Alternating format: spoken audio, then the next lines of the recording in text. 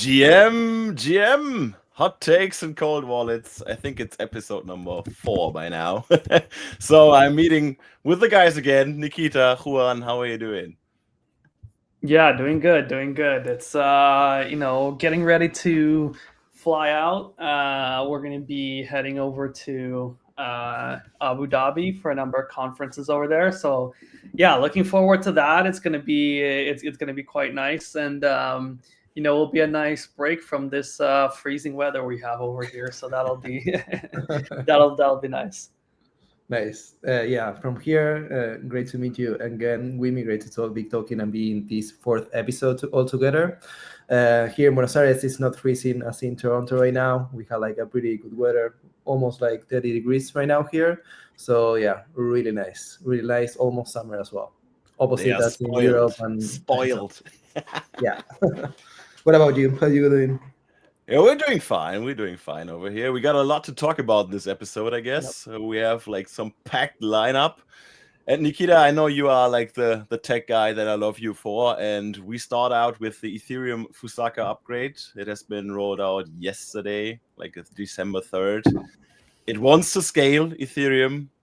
Maybe you can share some thoughts with the audience about like the latest upgrade. Yeah, no, that's definitely an exciting one. I think I was actually at the last I was at the kind of announcement and transition ceremony for when we did when Ethereum did the whole transition from proof of work to proof of stake. Like that was an insane time, and every time just you can do this big network upgrade. I just think it's interesting because it just shows how much coordination is possible around the world. It's not easy to get this many people aligned on different changes and upgrades, but I think in the last like couple of months to a year, like the Ethereum Foundation has really, there was a period when things seemed a little bit slower, things were a little bit less clear, and now I think there's a much more clear push on like upgrades, improvements.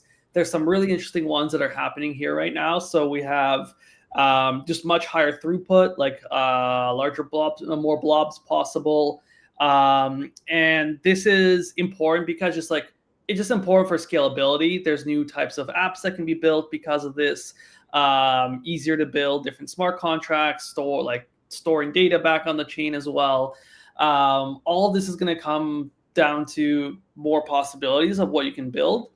But the other thing that I think is even more interesting is they significantly improved just what the specs are needed for actually running a full node yourself.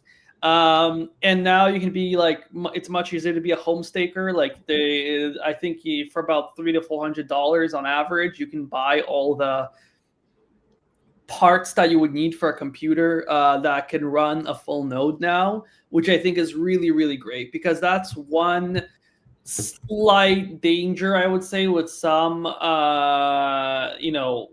with some networks out there where you basically have to run it on data centers or on like massive equipment. And to be honest, like that's still probably where a lot of nodes will end up running.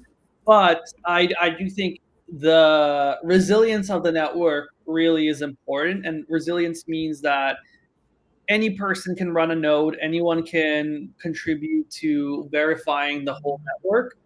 And this will just prevent any single one point of failure. And I think that's something that Ethereum has really shown, is that it's been a very, very resistant network with great uptimes, with kind of consistently improving performance. Have things always moved as quickly as people want? Maybe not. I think things are starting to move faster now as well. And I think things are starting to look up for the whole network. It's survived many different cycles in a very strong fashion. There's whole ecosystems being built on Ethereum now, and I think we're now in a place where this is going to be the era of apps now. Basically, like we're really going from, okay, people are really focused on building the infra, to all the infra is good enough now where we can build strong apps, right? And we're seeing this with stuff like Polymarket and others that are just like, there's people that don't even have much of an idea about what is going on with crypto at all using these apps and finding them to be very useful. But then you get all the benefits of the underlying crypto infra that is like really powering the whole platform. So I think it's going to be, overall, I think this upgrade will be really good for just like resilience and kind of decentralization as a whole, because now, I can run a node, you can run a node, anybody watching this video can run a node as well. And so that's, I think, really good for the whole network.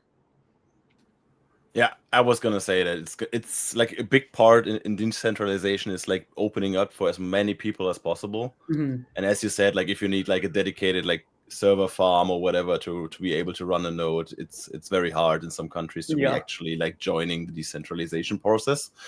And I think like the coming updates for Ethereum, they will be like focusing even more on scaling Ethereum itself. So this one was basically like enabling L2s to even be faster and be processing more data. Yes, yeah. This is definitely a great benefit for L2s. Like that's kind of nice things. Now every upgrade, it impacts so many different kind of players.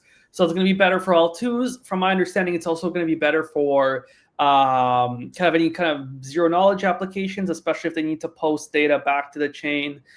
So there's a bunch of tech that has itself been evolving, and then there's this compounding effect of the underlying chain is improving and the tech being built on top of it is improving as well. Yeah, 100%. And apart from that, also wanted to highlight that, I don't know if everyone that is attending here that are seeing us right now have saw, but Ethereum actually released like a really quick short video yesterday showing like the main updates. And one of that actually I think is pretty interesting for us to talk in here too. That is basically phone and hardware key logins. Basically something that Ethereum mentioned that they are achieving with this new update, that also from the video there see it is like the biggest update they have done since the merge, is that right now by this upgrade they are allowing basically like a different signature for passkey wallets. And what this means is that users can basically sign in with Face ID or other devices on their security card wallets. They are allowing like mobile first onboarding flows without seed phrases. So there are like a couple key updates that they're doing on the wallet side of things that they are allowing with this update, and also to move from like slow solutions that they had in the past as well. So that's honestly going to be huge, because I think because of the certain choices of like cryptographic algorithms and this kind of stuff in the past, there was always questions about like, oh, like why can't I just like fingerprint, scan my fingerprint on my laptop to sign a transaction and this kind of stuff, and it was due to some like fundamental like incompatibilities between some of the tech choices, and the underlying algorithms that were used. But yeah, I think that's something that's now being improved. And that is also going to be really exciting just for the level of security and protection that you have around your wallet, because yeah, I mean, like if I have a YubiKey, like I would like to use that with my wallet, and be able to sign transactions in this way.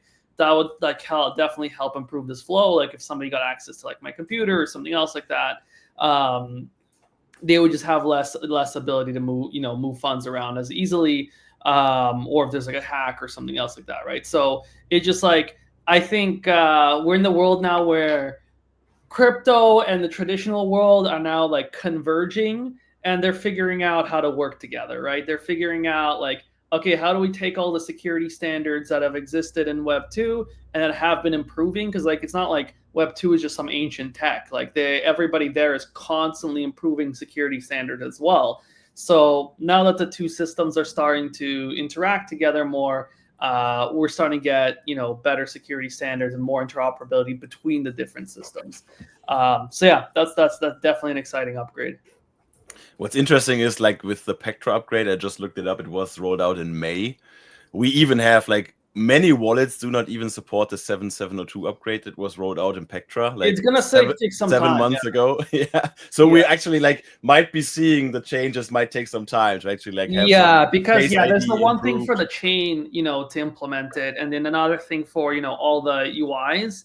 I'm actually surprised about how slow adoption of 7702 has been. Honestly, I'm not maybe the expert to say why this has happened, because before the upgrade itself, there was a lot of hype around it about how we're going to start all batching transactions. and how many improvements are going to be because of it. There's also a lot of worries there's going to be new types of drainers because of it, and there have been new types of drainers because of it. But in some ways, those drainers haven't hit as hard just because most wallets don't even support the upgrade yet, which is kind of crazy. I believe MetaMask has rolled out support, and a few others do as well. They've also obviously looked at what the impact of those new types of drainers would be, and have been addressing that as well. But yeah, it's like with all of these things, it's like there's the reality is there's also like many huge protocols now that rely on a certain way the tech worked a while back, and there's also this challenge with like immutability, because that's like one of the things that we try to aim for in really secure contracts, is that they can't be upgraded and they stay the way they are. But that also means that they can't take advantage of any new any new kind of upgrades, or adding these upgrades in. You kind of have to like patch some layers on top of it. And it can be tricky if like you have a lot of liquidity in a certain smart contract, like getting everybody to go from there to use a new system can be difficult. So that's something I think we're going to need to figure out, just so that the whole process doesn't become immensely slow, right? Because that is the one thing I would say that centralized systems still have as an advantage, is just the speed at which somebody can just go in and make a change, right? And users love that, right? They love that you can anytime they have a piece of feedback, if you can implement that feedback the same day, they're going to really love you. Obviously, we can't upgrade the entire chain every single day. So, but how can we get closer to that being the reality? I think that's something that will be on a lot of people's minds, as more and more just like traditional app builders enter into like, okay, like crypto's in a good state for me to use it now. But how do I make sure that as upgrades roll out, I'm taking advantage of everything that's being built here? Yeah, I think like the under the hood changes that we see will be like the most important ones, because like I like envision myself with crypto that it actually is like powered under the hood, and everyone is like using the tech under the hood, but we are not like actively interacting with all these blockchains kind of things. Yeah. So I think like in the future we're gonna see more of this, especially like when mobile wallets etc. are more adopted, or getting more tech features that help them stay secure. Yeah. But Nikita, the competition isn't sleeping as well. So yeah. Ethereum is making upgrades, but Solana isn't sleeping as well, right? Yeah. We're going to be at Solana Breakpoint in next week, and there's a lot of things I've been really liking about what's going on in the Solana ecosystem. Definitely there's a certain understanding of the need for the speed of shipping, right? Of the speed of running upgrades, and the need for good apps, right? I think a lot of people have been really focused on building strong apps in that ecosystem, apps that are often even abstract away a lot of what's going on under the hood with crypto, and are just focusing on a great user experience, right?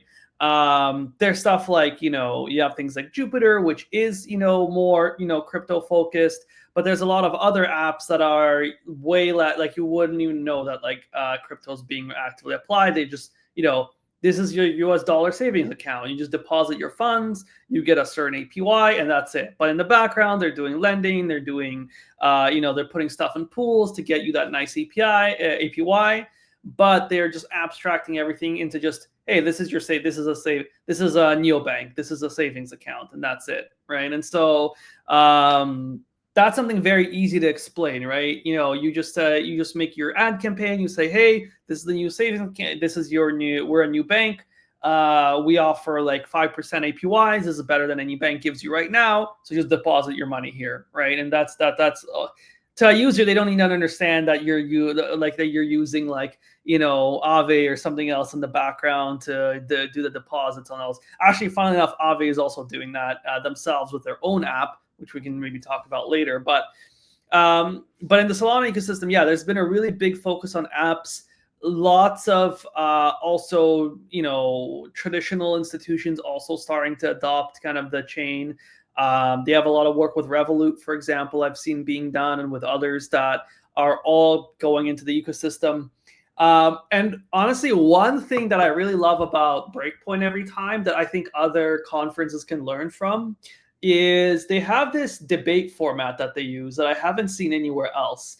You always go to these conferences and there's always like panels going on, right? There's like 5 people all talking a panel. They all mostly agree. They kind of just like take turns saying, a topic or like adjusting a little bit. Sometimes maybe there's a hot take here or there, but mostly people are agreeing, right? What I really like that Breakpoint, and I think really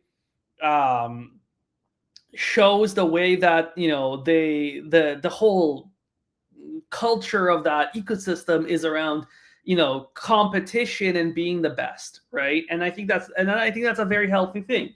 And these these debate formats are very interesting because like 2 people will be there and they will literally just go at each other, like proving like why why you need decentralization versus like minimal decentralization, or why you need certain ways of detecting malicious transactions, or how do you should we have lots of stable coins or like one big stable? I don't know. Just like all sorts of different topics, but people really go at it rather than just like all being like, oh yeah, here's the popular narrative, let's all support it, right? It's people really tearing into each other.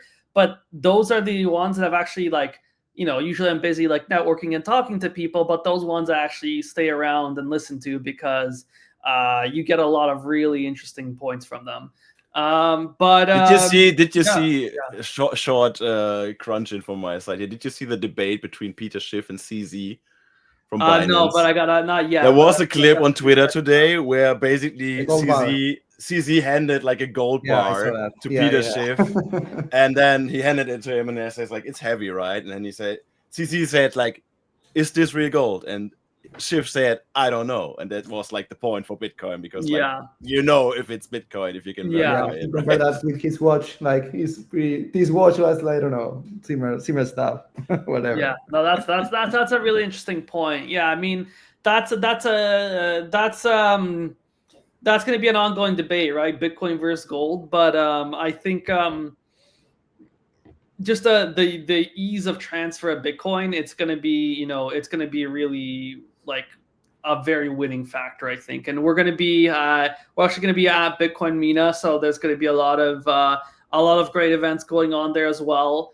And I think we're talking about almost like polar opposites, right? There's like Ethereum's kind of in the middle. Solana's like, we need to ship as fast as possible. Ethereum's like, we need to ship fast, but try not to break too many things.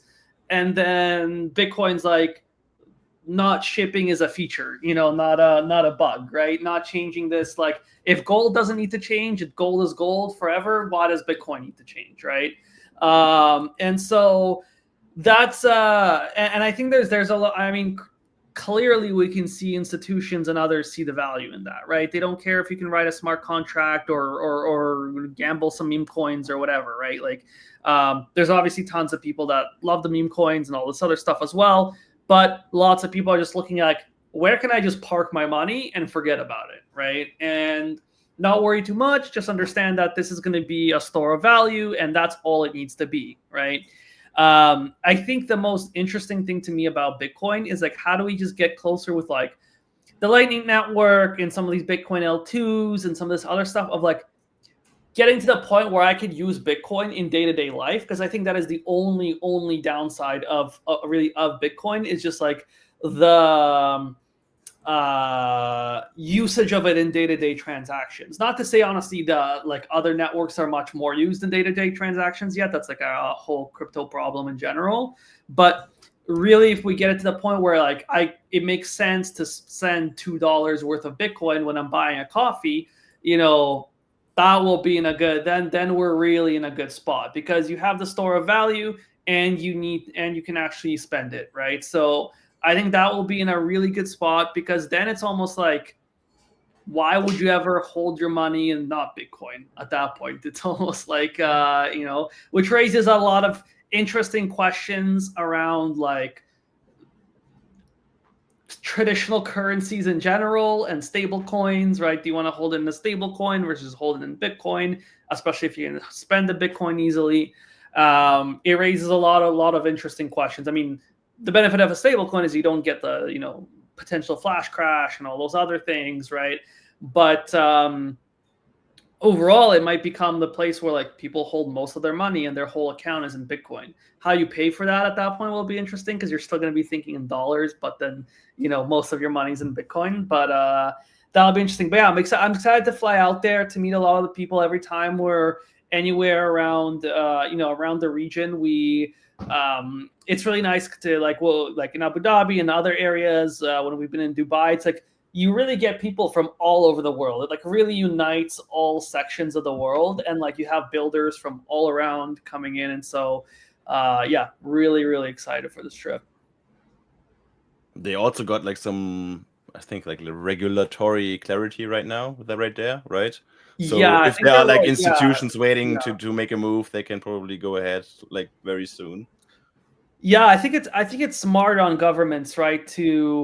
I think the more forward-thinking governments are looking at this stuff and they're like, this is a great way to attract business, right? Yep. Because anywhere where you have favorable crypto regulation, it just like you literally have people are migrating to Dubai from all over the world because they're more favorable to businesses as a whole, and they're favorable to crypto as well, right? And honestly, more and more, all money is going to move on crypto rails. Like all funds out there, like it just doesn't make sense to use the older systems. What the older systems are going to do, they're not dumb either. They understand this very, very well. They're all upgrading to crypto rails themselves right now. Many of them are like acquiring, companies in the crypto space that understand how to do this already.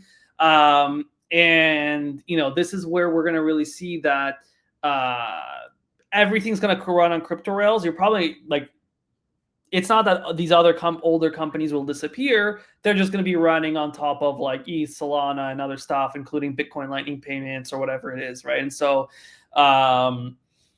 that's what we're going to see start to happen. And we're going to be in a spot where if you as a government are unfavorable to crypto, it's going to be really difficult for you to attract business, to do good business. And it's going to happen way faster now than people expect. We've, I think, hit over a certain tipping point where for many years it was like, when's it going to happen? When's it going to happen?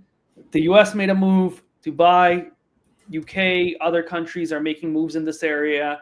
And very soon it's going to be like, if you're not treating crypto well, you're way behind the curve in terms of your like the financial maturity of your country.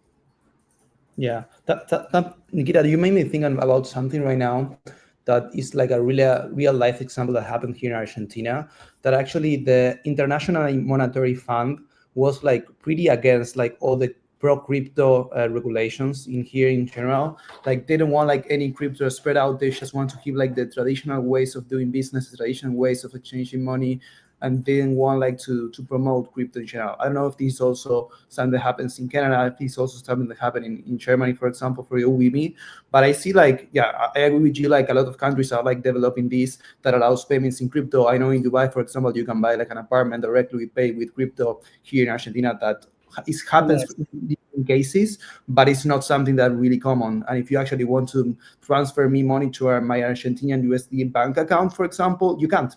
Simply you can't. That transaction will be rejected because it needs to go through certain processes that in Bitcoin that doesn't happen. You can just do those payments. But yeah, there are like a lot of, I would say, political entities all around the world that manage like a lot of funds, a lot of things in general that are like against these crypto policies as well. Policies. I think it's tricky because like for a lot of them, it's like it's hard. It's a bit harder for them to. I think honestly it might come down to just like a lot of their tooling doesn't understand yet how to process these transactions well or track them or like detect things like fraud and other things. And all of this is very possible. Like, cause like if anything, like I honestly thought like larger institutions might be almost more in favor of crypto sooner in some ways, at least the current state of crypto, just because everything is very traceable. You just need the right tools for it. We are getting more privacy solutions. Then there really will be some questions, around like, will institutions really be happy about some of these privacy chains? On one side, I think their customers are going to demand privacy chains to be working with them because they don't want their own transactions to be public. On the other hand, it makes doing any sort of like anti-fraud work extremely difficult. So I can see why some of them are, against it or very cautious of it. In Canada, it's very difficult to do it like anything with like I can put money into crypto. It's kind of like buying a stock. You can buy the stock, you can sometimes sell it, and you can't really do anything else with it. And even there, that they're like the few companies that have built exchanges here had to fight really hard through tons and tons of regulations if you want to build an exchange in Canada. It's been very difficult recently. Like some of them have broken through, but I don't think it's because really of anything got easier. Just they had enough time and enough legal kind of hours build to actually build this stuff out. But yeah, I'm hopeful in Canada it will be getting better. There's also some fairly smart regulators here as well, but Canada isn't as far ahead as I would have liked them to be. Yeah, I mean Germany, it's kind of so and so. We all get laughed at for the Bitcoin we sold, but that was like regulated by law because it was like funds that were frozen or seized from an illegal operation back in the day, and then they had to sell them because of the laws. And yeah, like with exchanges, or especially like I'm from Europe, and the money in crypto assets, I think MiCA, the regulations are very, very strict. Yeah. So you gotta prove that the money that you received on a wallet, on a centralized exchange, for example, that it came actually from your end. So you have to sign with the wallet that you sent the money with. Mm-hmm. So you actually can verify, hey, it was me who sent the money to this centralized exchange account, so then I can cash it out, etc. So that's kind of harsh. I think that the banks in Germany, they are trying and they are looking for ways to basically update some mortgage stuff, etc. So they are looking to do a split on the mortgage, like not only the standard deposit of money into like a long-time saving account, but you can also like have a split where you buy like 10% of that savings to Bitcoin, and then you can keep whatever share you want at the end of the mortgage rate. Yeah. So this is like you can like cross financial then with the product, which is interesting. So I think that it's gonna be like opening up new possibilities for banks, especially for interacting with crypto, and this would be like good for the crypto reputation in general. But like overall, like in the grand scheme, when you like put media, etc. inside it, it's still like kind of like a meh kind of business.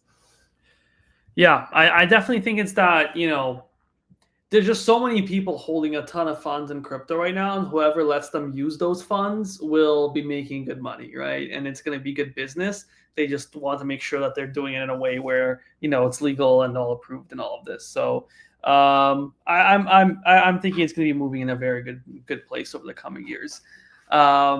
Yeah, we can maybe talk a little bit about threats. Some of the things that are hitting people recently. Some of the things to watch out for. Some things to keep your crypto safe. If you want to maybe talk about a little bit about this. Do we want to start with the MPC wallet first? Nikita? Yeah. Okay, yeah, that's actually. So we talked about Binance. So CZ was in the mix already. So we have the perfect intro to that. So basically, Binance they launched a wallet extension, which is surprisingly for me at least an MPC wallet, which is a multi-party computing wallet, which I think Nikita is going to talk about in a second. But basically, what a multi-party computing wallet does is you have like three shards, I guess. You have one, the cloud has one, and then like the entity, whoever is like giving out the shard, has one as well.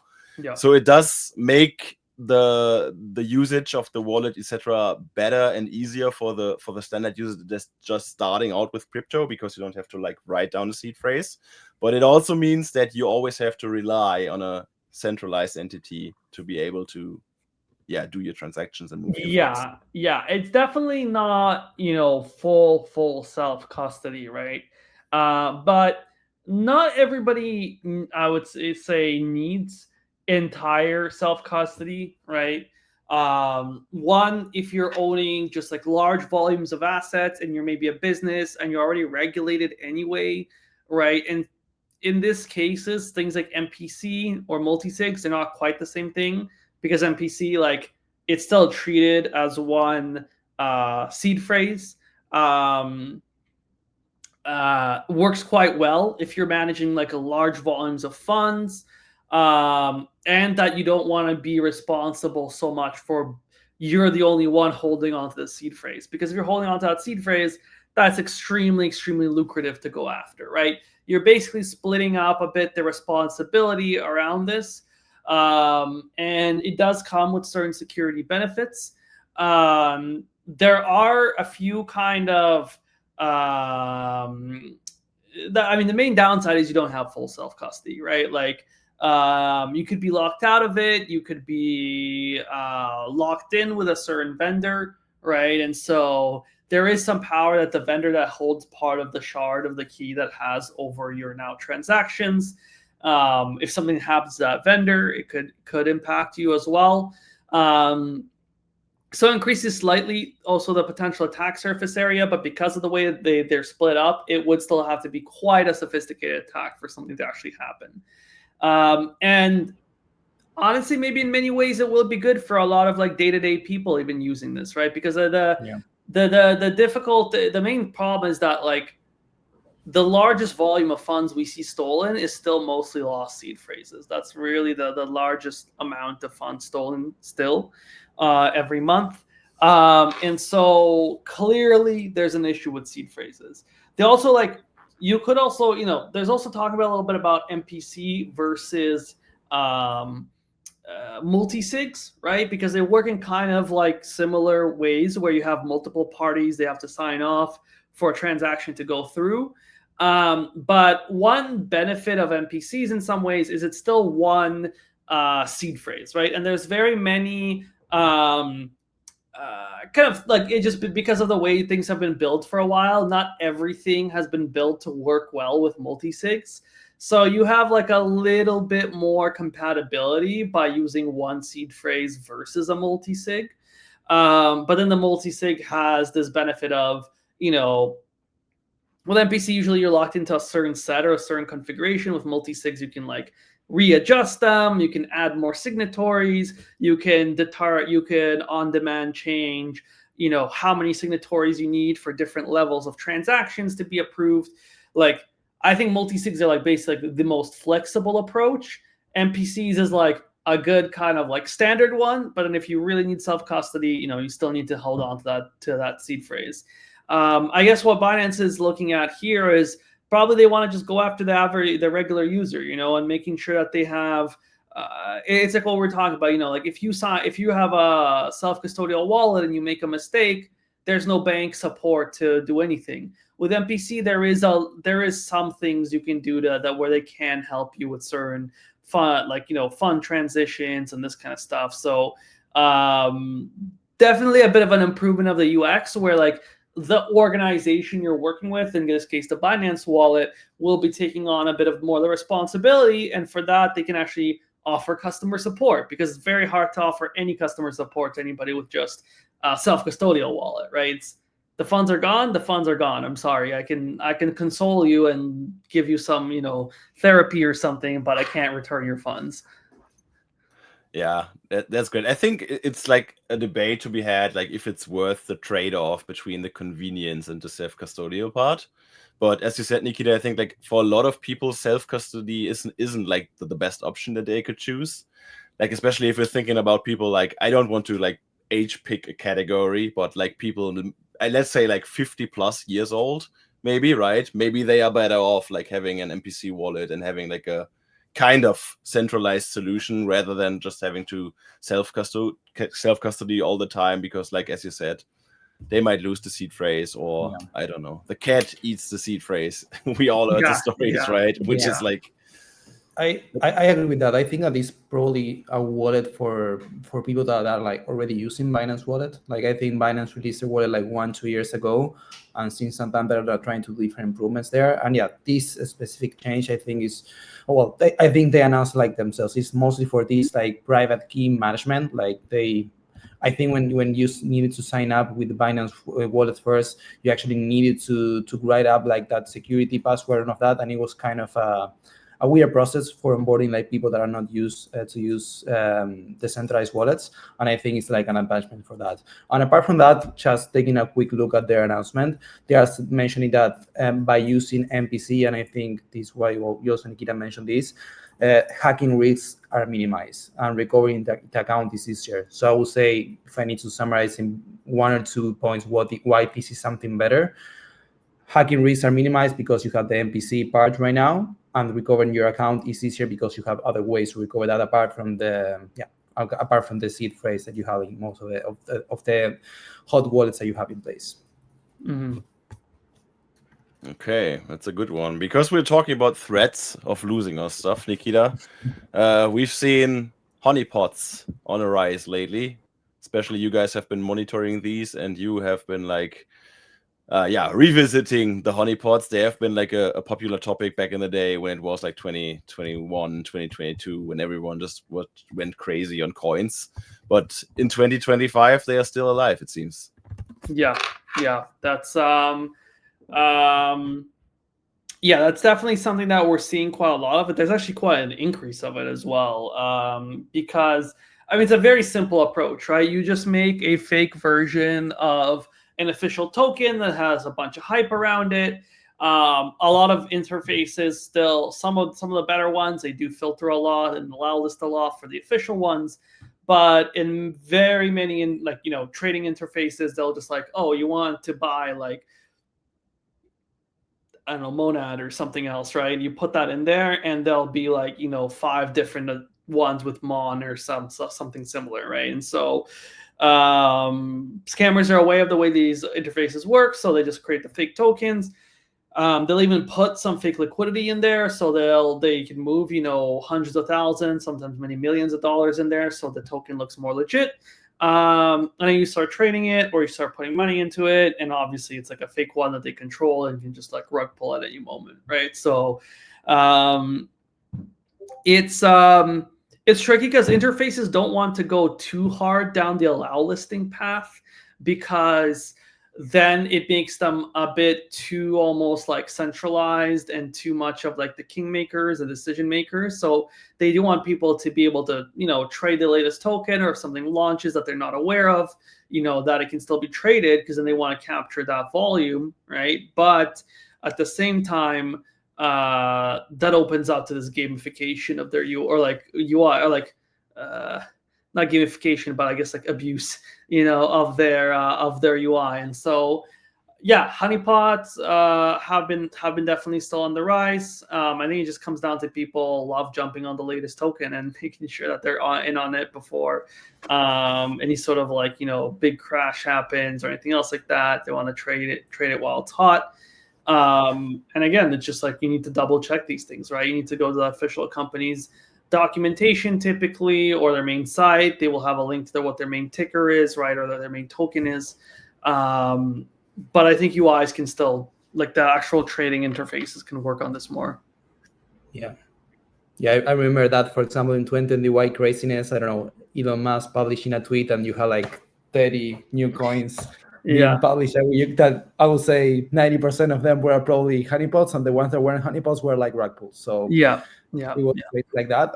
And it's true. I mean, I don't know like any decentralized exchange that you can publish like any coin in there that has like restriction to honeypots. Like most of the cases you can trade them naturally if you will do with an official coin. So definitely something interesting to talk with some people working at DeFi exchanges as well.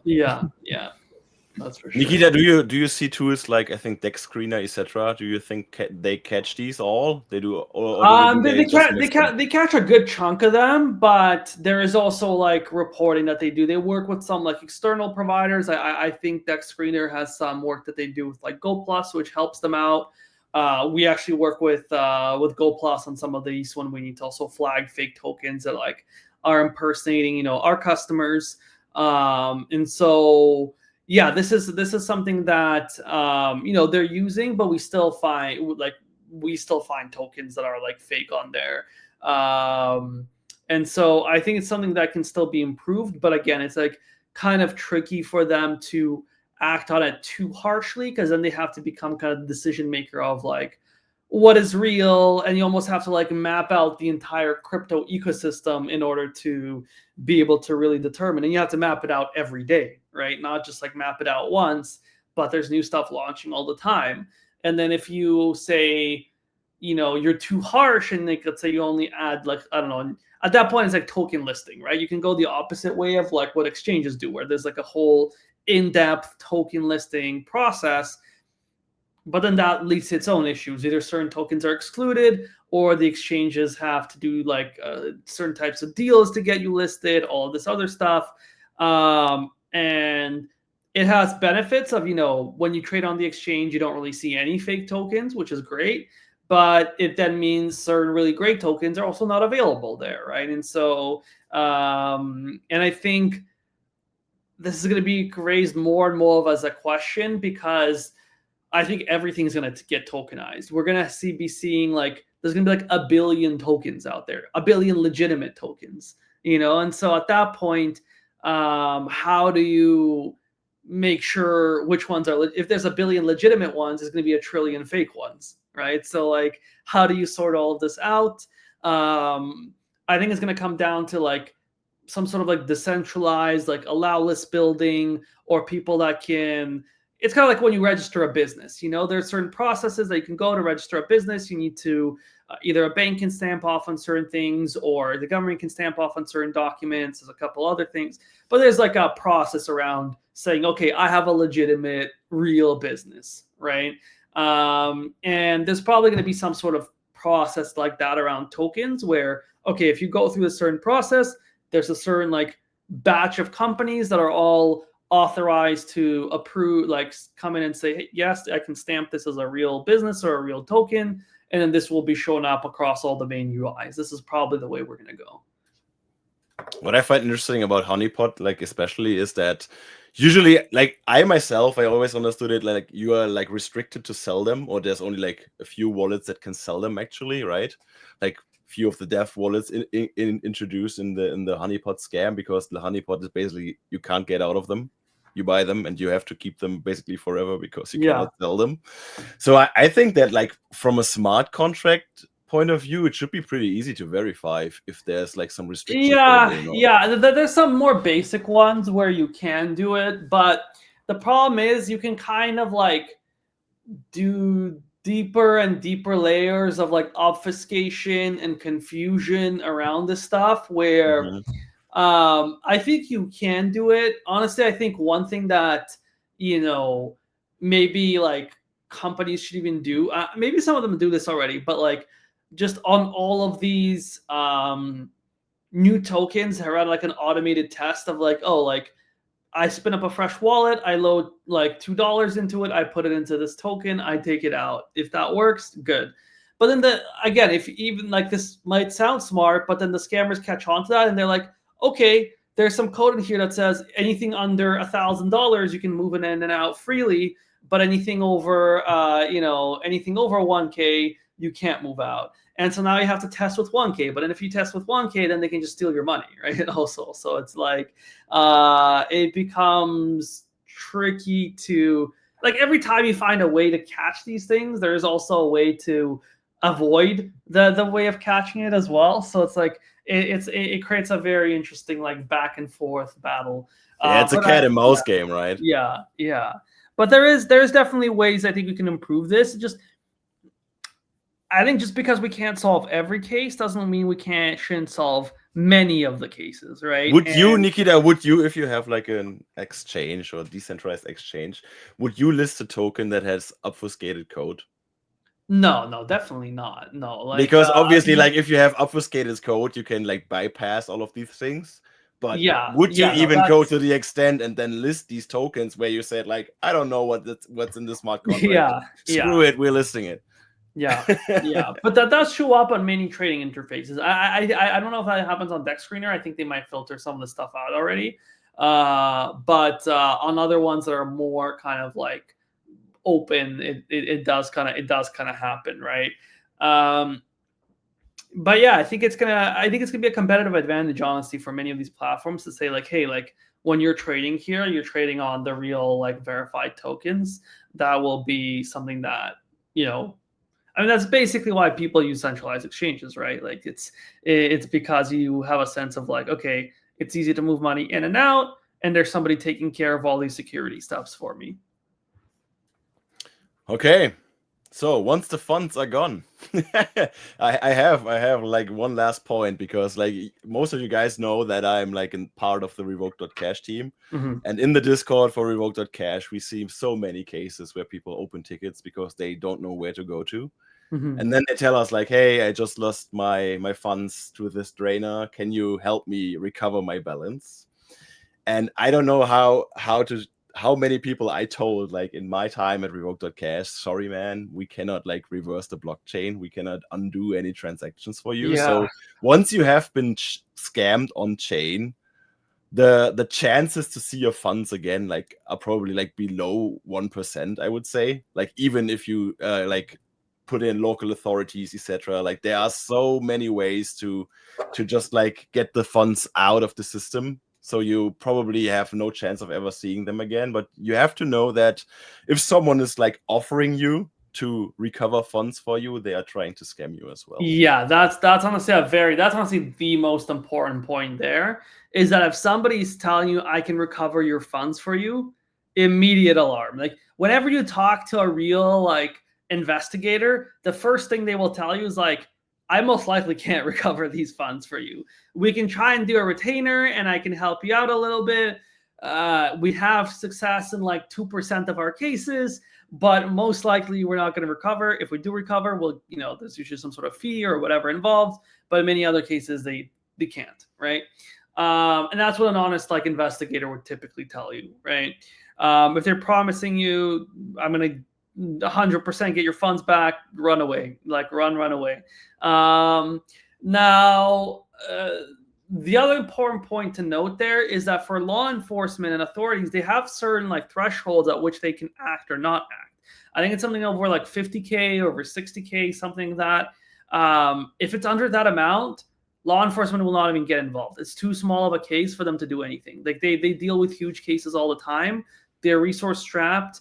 And so if it's under that amount, they just literally will not look at it, so don't even going to the authorities is kind of, you can file a report and all this, again, very unlikely to do something there.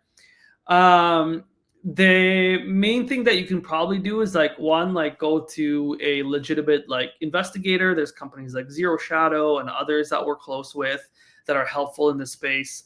And have done successful recoveries. Even they will tell you in many cases, like their first thing is like, we probably can't do this, but if we, there may be a case where really depends on how you lost the funds, where they went, are they sitting on some exchange? If they are sitting on an exchange for a little while, there's possibilities of freezing them. And so certain attackers don't always know. They know how to maybe steal the funds, but then once they got them, they might not know what to do with them. And so this is where there's still some possibility. I think the main thing is getting in touch with a legitimate investigator as soon as possible is very important.